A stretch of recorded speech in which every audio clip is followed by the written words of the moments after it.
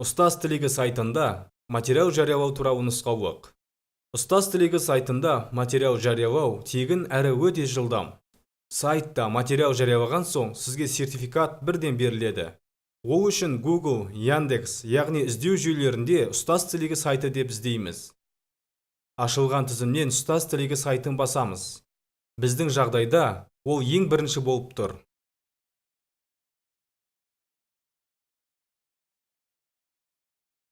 Міне, біз ұстаз тілегі сайтында отырмыз. Материал жариялау үшін алдымен ұстаз тілегі сайтына тіркелу керек. Егер бұрын тіркелген болсаңыз, жеке кабинетіңізге кіру жеткілікті. Сайтқа кіру және тіркелу деп сайттың жоғарғы жағында жазылып тұр. Егер бұрын тіркелген болсаңыз, кіру деген батырманы басып, почта және құпия сөзіңізді жазып кіруге болады. Ал біз жаңа қолданушыларға түсінікті болуы үшін тіркелу деген батырманы басып, тіркелу жолдарын көрсетеміз. Тіркелу үшін тіркелу батырмасын басамыз. Осы бетте, яғни тіркелу бетінде электронды почтаңызды, өзіңіз ойлап тапқан құпия сөзді және құпия сөзді тағы бір рет қайталаймыз.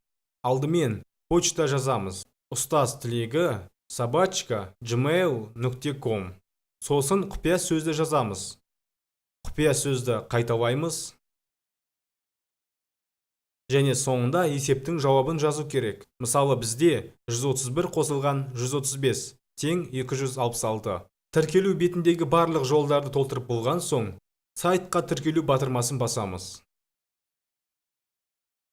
Тіркелген соң, сізге автоматты түрде сайттағы жеке шот, жеке кабинет және менің кабинетім, менің турнирлерім, менің олимпиадаларым, менің материалдарым деген жазулар шығады.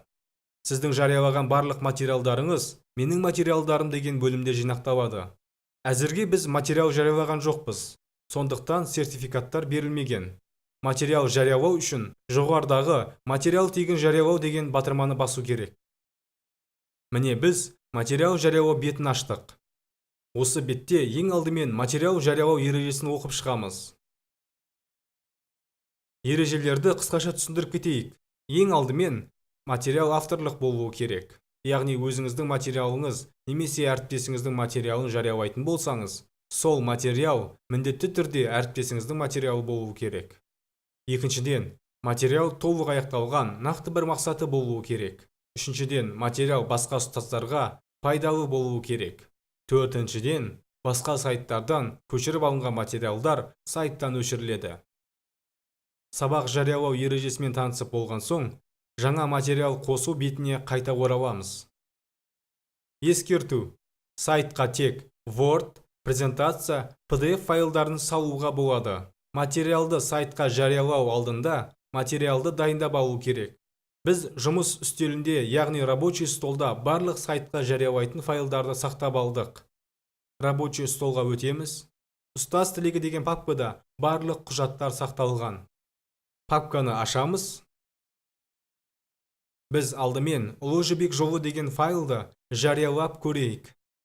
Ескерте кететін жағдай, сайтқа материал жариялағанда, әр материалды жеке-жеке жариялау керек. Мысалы, сіз 10 материал жариялағыңыз келсе, 10 материалды алдымен дайындап алу керек. 10 материалға сайтта 10 анкета кезегімен толтырып, біртіндеп жариялау керек. Енді қазір Ұлы жібек жолы файлын ашайық.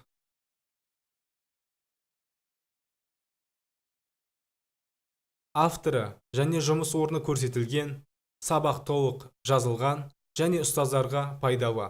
Ал енді сайтқа өтіп, файлды сайтқа жүктеу керек. Ол үшін Выберите файл батырмасын басамыз.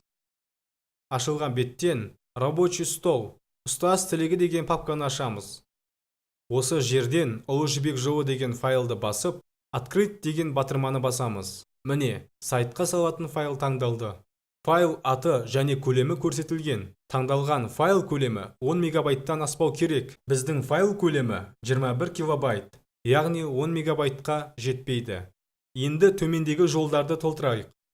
Ең алдымен материал тақырыбы. Ол үлгіге сай болуы керек. Сертификатта жақсы көрінуі үшін бізге ашық сабақ, Ұлы жібек жолы 5-ші сынып деп жазған дұрыс.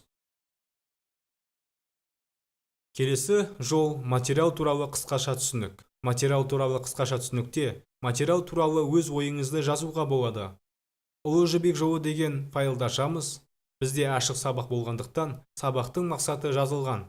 Мақсаты Ұлы жібек жолының пайда болуын және тек сауда мен шаруашылықты дамытушы ғана емес, халықаралық қатынастар мен мәдениетті таратушы жол ретінде маңызын ашып көрсету.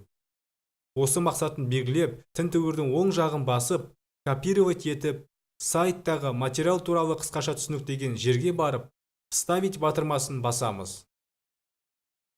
Бөлімі Қазақстан тарихы деп таңдаймыз. Бағыты ашық сабақ болады. Сыныбы 5-ші сынып. Ал енді анкетаның маңызды бөлімі. Сертификат алушының толық аты жөні. Бұл қатарға автордың толық аты жөні жазылуы керек.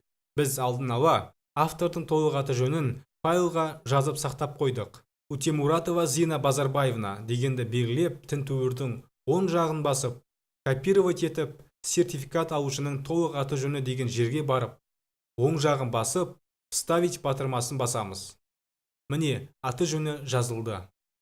Ескерте кететін жағдай, сертификат алушының толық аты жөні деген қатарға кімнің аты жөні жазылса, сертификат соған беріледі. Егер әріптесіңізге материал жариялап беру керек болса, осы жерге әріптесіңіздің аты жөнін жазу керек. Сертификат авторының аты жөнін қатесіз, толық әрі түсінікті жазу керек. Себебі осы жерге қалай жазылса, сертификатта да солай жазылады. Келесі жол жұмыс орныңыз немесе оқу орныңыз және лауазымыңыз. Осы қатарға автордың жұмыс орнын жазу керек. Ұлы жібек жолы деген файлды ашамыз. Автордың жұмыс орнын файлға жазып қойғанбыз. Соны белгілеп, тінтуірдің оң жағын басып, копировать етіп, сайтқа өтіп, жұмыс орныңыз немесе оқу орныңыз және лауазымыңыз деген жерді басып, тінтуірдің оң жағын басып, вставить дегенді басу керек. Ескерту. Егер материал авторы оқушы болса, Ақмола облысы, Астана қаласы, нөмірі 7-ші жалпы орта мектебі 9-ші сынып оқушысы деп жазу керек. Яғни бірінші жұмыс орны немесе оқу орны, сосын лауазымы жазылады. Студенттерге де солай жазған дұрыс. Жұмыс орнын қатесіз, толық әрі түсінікті жазу керек. Себебі осы жерге қалай жазылса, сертификатта да солай жазылады. Енді анкетаны толық толтырған соң, барлығын тексеріп шығамыз. Бірінші файл таңдалды. Көлемі 10 мегабайттан аз. Ережеге сай, материал тақырыбы үлгіге сай жазылды. Бөлімі, бағыты және сыныбы таңдалды. Автордың толық аты жөні дұрыс жазылды. Жұмыс орны және лауазымы ережеге сай жазылды. Ескерту. Егер анкетаның бір жолы толтырылмай қалса, материал жариялау деген батырма басылмай қалады. Соған назар аударыңыздар. Бізге ұстаздар материал жариялай алмай жатырмыз деп көп жазады. Соның басты себебі анкетаны толық толтырмағандықтан болуы мүмкін. Мысалы, материал туралы қысқаша түсінік деген қатарды алып тастайық. Енді материал жариялау деген батырманы басқанда, ол батырма басылмай қалды. Себебі біздің бір жолымыз толтырылмай қалды. Ал енді материал туралы қысқаша түсінікті қайта вставить етіп, материал жариялау деген батырманы басамыз. Міне, біздің материал жарияланды. Материал жарияланған соң, бізге менің материалдарым деген бет ашылады. Осы жерде материал тақырыбы, автордың жұмыс орны және аты жөні жазылған. Егер аты жөніңізде немесе оқу орныңызда қателік болса, өзгерту дегенді басып дұрыстауға болады. Назар аударыңыз, өзіңіз туралы ақпаратты тек бір-ақ рет дұрыстай аласыз. Сондықтан мұқият болыңыз. Егер сонда да қателік кетсе, сайт редакторларына хабарласуға болады. Сайт редакторлары материал авторының аты жөні мен жұмыс орнын дұрыстап береді. Төменде сертификат жүктеу деген батырма тұрады. Сертификат жүктеу батырмасын басамыз. Міне, біздің сертификатымыз жүктелді. Ескерту. Кейбір браузерлер интернеттен құжаттарды жүктеуге шектеу қойған. Ондай браузерлерде интернеттен құжаттарды жүктеуге настройка бөлімінен рұқсат беру керек. Сондықтан материалды жариялау үшін Google Chrome браузерін қолдануға кеңес береміз. Себебі бұл браузер өте жылдам және сертификатты бірден жүктеп алуға мүмкіндік береді. Ал енді рабочий столға өтіп, мой компьютерді ашамыз. Осы жерде загрузка деген папканы ашу керек. Уақыты бойынша бүгін жүктелген файлды тексереміз. Міне, біздің сертификат жүктелген екен. Сертификат барлық талапқа сай жазылған. Тақырыбы, жұмыс орны, уақыты, мөрі, бас редактор қолы, тіркеу номері және интернетте жарияланған мекен-жайы барлығы заңға сәйкес көрсетілген. Интернетте материал жариялағанда осы бөлімге назар аудару керек. Өздеріңіз көргендей, ұстаз тілегі сайтында материал жариялау оңай әрі өте жылдам. Сертификаттар бірден тегін беріледі. Сайтта материал жариялау бойынша шектеу жоқ. Барлығына тегін сертификат беріледі. Және әріптестеріңіздің материалын жариялауға болады.